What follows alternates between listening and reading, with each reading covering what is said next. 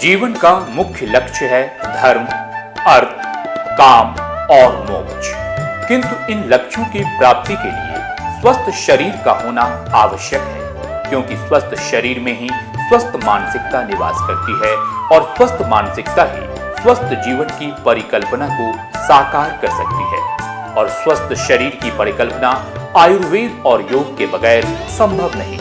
आरोग्य धाम तकरीबन 100 वर्षों से इसी महान कार्य में लगा है। Doctor VC Agarwal, doctor Rakesh Agarwal, doctor Neelam Agarwal और योगाचार्य डॉक्टर अमृतराज, इन सभी विभूतियों ने आयुर्वेद और योग के माध्यम से न सिर्फ जटिल से जटिल रोगों का सफलतापूर्वक उपचार किया, अपितु एक आदर्श जीवन का आधार भी रखा।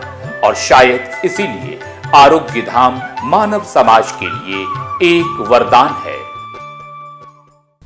नमस्कार, आरोग्य धाम एक वरदान कार्यक्रम में आप सभी का स्वागत है। दर्शकों, आज हम ये बात सभी जानते हैं कि एड्स एक जानलेवा बीमारी के रूप में उभरा है। यह अपने आप में एक ऐसी बीमारी है जो दूसरे रोगों को भी आमंत्रित करती है, जिसके कारण हमारे समाज का भविष्य खतरे में पड़ गया है। इसलिए दोस्तों, हमारे लिए बहुत जरूरी हो गया है कि हम इस बीमारी के बारे में लोगों को जागरूक बनाएं। इसी दिशा में बहुत बड़ा योगदान दिया है हमारे आरोग्य धाम परिवार ने ग्लोबल एड्स रिसर्च फाउंडेशन के जरिए। ये रिसर्च फाउंडेशन 1998 से लगातार एड्स के विरुद्ध लड़ रही है। तो चलिए आज हम डॉक्टर राकेश अग्रवाल से, जो कि आरोग्य धाम पत्रिका के मुख्य संपादक एवं ग्लोबल एड्स रिसर्च फाउंडेशन के चेयरमैन भी है, इस बारे में विस्तार से बात करेंगे। डॉक्टर साहब, आपका हमारे कार्यक्रम में स्वागत है। तो डॉक्टर साहब, आज आप हमारे दर्शकों को ग्लोबल एड्स रिसर्च फाउंडेशन के बारे में विस्तार से बताइए। आरोग्य धाम ग्लोबल एड्स रिसर्च फाउंडेशन एक गैर सरकारी संस्था है, जिसका उद्देश्य, जिसका मिशनरी लक्ष्य एड्स रोगियों की निःशुल्क चिकित्सा करना है, irrespective of caste, creed and religion, चाहे वो किसी भी धर्म के, जाति के या किसी भी क्षेत्र के हों। स्पेशली विद द व्यू जो रूरल एरियाज में हमारे हैं, उन पे हम विशेष रूप से ज़्यादा अटेंशन देते हैं। इसका कारण आरोग्य धाम ग्लोबल एड्स रिसर्च फाउंडेशन जो है, इस दिशा में इसलिए कार्य कर रही है कि आज दुनिया में अगर सबसे कोई दुखी व्यक्ति है तो वो एड्स का रोगी है। अगर आपको ईश्वर के दर्शन करने हैं तो आप एड्स के रोगी में ईश्वर के दर्शन कर सकते हैं। उसका कारण कि एड्स का रोगी बीमारी से तो पीड़ित है ही है, वो मानसिक रूप से भी पीड़ित हो जाता है। आज मैं समाज को उनकी मन की वेदना बताना चाहूँगा।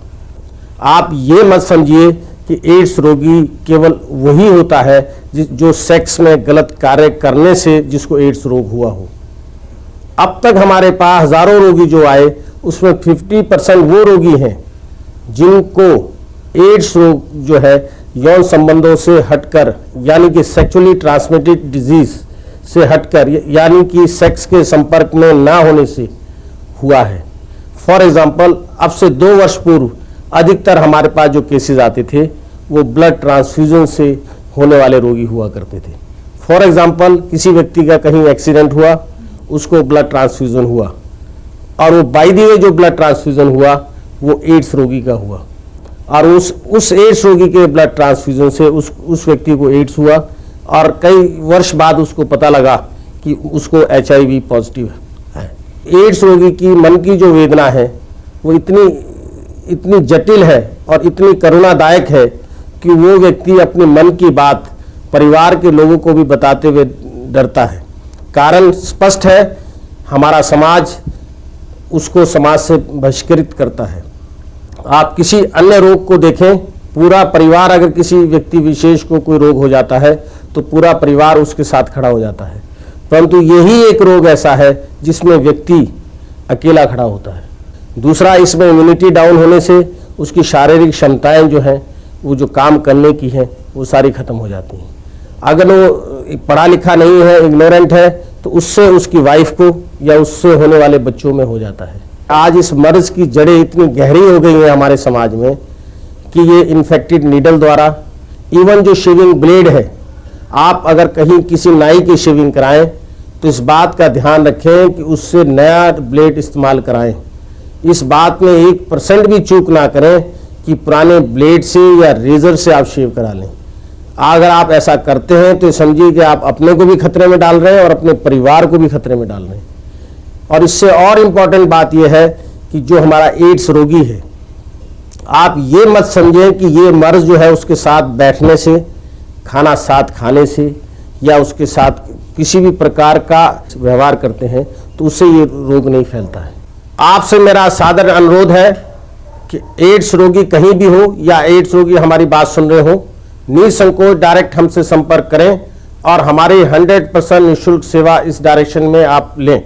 और साथ ही मैं राज्य सरकारों से व अन्य संस्थाओं से भी गुजारिश करूंगा कि अगर वो हमारी आरोग्य धाम ग्लोबल एड्स रिसर्च फाउंडेशन की सेवा इस संदर्भ में लेना चाहें तो आप कभी भी कहीं भी हमारी सेवाएं ले सकते हैं। दर्शकों, समय कम होने के कारण आज हमें अपनी चर्चा यहीं रोकनी पड़ेगी। यदि आपको एड्स संबंधित किसी भी तरह की जिज्ञासा या सहायता चाहिए तो आप हमें संपर्क जरूर करें। ग्लोबल एड्स रिसर्च फाउंडेशन में 100% निःशुल्क इलाज किया जाता है। तो आपको अगर सहायता चाहिए तो आप हमें जरूर संपर्क करें। हमारा पता है।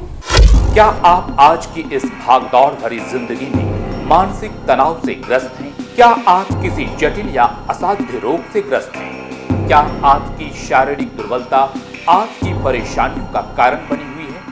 क्या आपका मोटापा आपके लिए परेशानी का कारण बना हुआ है? क्या आप संतान से वंचित हैं? क्या आप टोटल हैप्पीनेस विद परफेक्शन चाहते हैं? समस्याएं अनेक हैं, समाधान एक है। आरोग्य धाम आयुर्वेद और योग में सभी समस्याओं का हल है। विश्व के किसी भी शहर में आरोग्य धाम के माध्यम से आप अपनी समस्याओं का समाधान प्राप्त कर सकते हैं। अगर आप अपने शहर में आरोग्य धाम आयुर्वेद योग शिविर आयोजित करना चाहते हैं तो आप हमसे संपर्क कर सकते हैं। हमारा पता है योगाचार्य डॉक्टर अमृतराज, आरोग्य धाम, आर्य समाज रोड, निकट Mahavir Chowk, Muzaffarnagar, Uttar Pradesh, Bharat. Phone 013126222326, mobile 9897073600, 9719237373, 9319424369। Website www.arogyadham.net, email arogyadham@rediffmail.com। तो ये था हमारा आज का कार्यक्रम आरोग्य धाम एक वरदान। कल फिर होगी मुलाकात, तब तक के लिए आज्ञा दीजिए। नमस्कार।